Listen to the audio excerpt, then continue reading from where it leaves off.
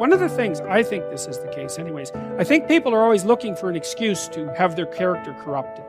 Because if your character is corrupted, then you get to lie, and you get to cheat, and you get to steal, and you get to betray, and you get to act resentfully, and you get to do nothing. And that's all easy. It's easier to lie than to tell the truth. It's easier to do nothing than to do something. So there's always part of you thinking, well, I need a justification for being useless and horrible, because that'd be a lot less work. So you've got to handle the negative. Here's what part of it is. It's called the Great War Between Good and Evil. Mr. Reynolds and I are working on a new book this year called The Great War Between Good and Evil. And there is a war on. The minute you were born, you got involved in the war between good and evil, between darkness and light, between negative and positive, between evil and good, between tyranny and democracy, between weeds and human activity. I mean, the war is on. So then what's necessary is a system in which the good side is always winning, but never is the winner. Where the evil side is always losing, but never is the loser. That's a very practical arrangement for a successful ongoing game which will keep everybody interested. And you must recognize then that this outgroup is your necessary enemy, whom you need. He keeps you on your toes. But you mustn't obliterate him. If you do, you're in a very dangerous state of affairs. But darkness is always trying to move in and take all the territory. But if you turn on the light, its energy starts to repel darkness. Darkness begins to move away. And the brighter the light, the further away the darkness must move. If you walk into a dark room and turn on the light, the darkness is what? Gone. But here's the point to remember, not very far. The darkness seems to be, yes, it's gone, but it's waiting for its chance. That if light loses its energy, darkness has a chance now to move back in. Battle between good and evil on a playing field of chaos and order. It's the eternal game.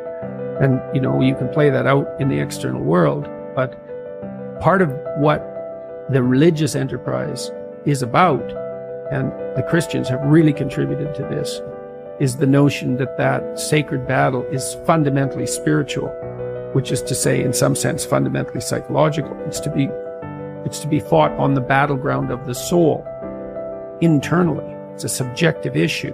How do you defeat evil? You defeat the evil in your own heart. That is how you do it. Now here's the good news about the war between good and evil. Evil is no match for good, but good must be active. Weeds are no match for human activity, but if you stand still, how far in will they come? All the way. They'll grow right up around your shoes. But if you get busy, how far back can you take them? As far as you wish.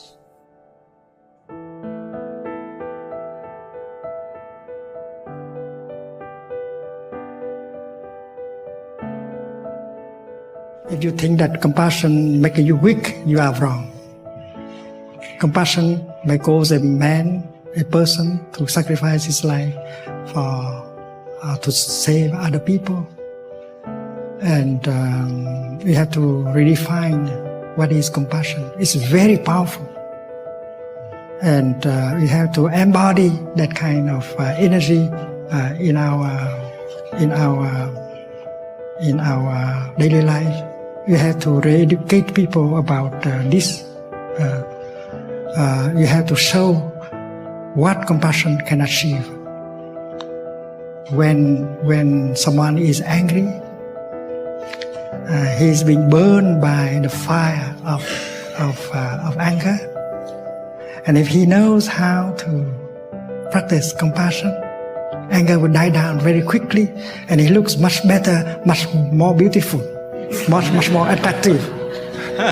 And that is why we have to exemplify, embody that practice of compassion in order to persuade other people to do the same. Compassion helps us to sleep well. Compassion protects us better than guns and bombs and money. Many of us think that we are safer if we have more money, but you can lose your money very easily. But compassion is a kind of energy that can help protect you much more effectively than money. And compassion help you to relax.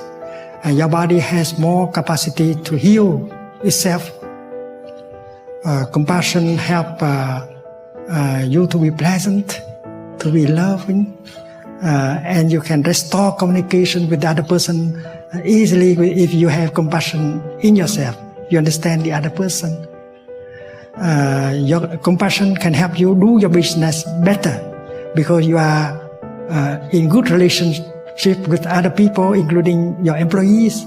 So you can list a lot of qualities of compassion, and we should have a man, a woman, a community of men and women practicing compassion like that, in order to show people that compassion is something very powerful.